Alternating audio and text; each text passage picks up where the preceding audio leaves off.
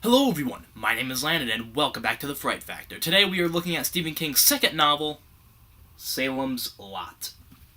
This is my second favorite Stephen King novel of all time, this coincidence and all, but I adored this book. This book has many great scary moments, including the ending. The ending is spine-tingling terror at its best, and the journey to get there is just so much fun. There's a lot of great horror elements that he puts into it. There's a lot of tension that builds up. There's a lot of connections that the characters grow between each other.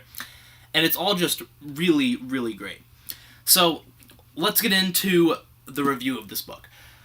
Obviously, I'm giving this book 5 stars. It's my second favorite Stephen King novel of all time. Obviously, I'm giving it 5 stars. A few of the reasons why is I love Kurt Barlow.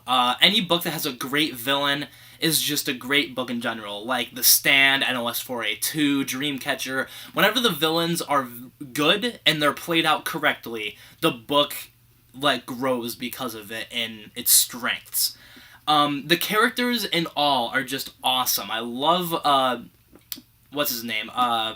What's the main guy? Ben. Why didn't I remember Ben? I love Ben. I love Mark. I love Burke. All of them are great. Father Callahan is one of my favorite characters in the Stephen King universe. And the stuff that they have to go through, and Ben Mears' love connection that he grows throughout the book, the ending of that love connection just, it stings your heart when you read it. And now let's get into spoiler territory. Like I was saying with that love connection that Ben Mears grows, what was her name? Wasn't it why can't I remember? Wasn't it Shannon or something?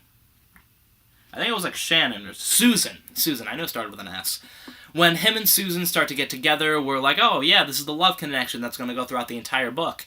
And then, close to the end of the book, or halfway through the book, Stephen King goes and kills off Susan by Kurt Barlow. Kurt Barlow kills her, turns her into a vampire, and uses her against Ben to stop him from trying to kill Kurt. And that is just unexpected. Whenever authors do that, whenever they throw the unexpected surprise at you, it's just so great. The ending of the book, when Ben and Mark burn the town, is just, one of the best epilogues of any book that I've ever read. The characters, when they die, I feel so bad for them. This is 600 pages long, and the characters are developed so well that when Burke, or when Father Callahan leaves, or when, Matt Burke, when he's in his hospital, he dies.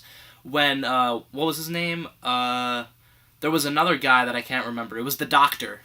Cody.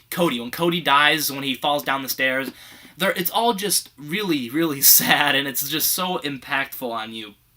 And it's just really a great read, and one that I definitely recommend for any Stephen King lovers. If you're on your Stephen King journey, this is one of the first ones that you need to pick up, is Stephen King's Salem's Lot. It is a must-read for any Stephen King fans. So, for my review, I'm going to be giving it a 5 out of 5 stars. For Fright Factor, I'm going to be giving it an 8 out of 10. There are so many scenes in this book that gets it that 8 out of 10. The ending, when he kills Kurt, when he brings the stake down many times, when Danny is at the window and peeking in on Mark, telling him to let him in, the graveyard scene when one of the guys is burying Danny's body and he just feels a chill around him, and it's all really just really great horror. But I feel it wasn't enough to get it to that 9 or a 10. There are definitely some books in Stephen King's collections that'll definitely get it to that 10 or a 9.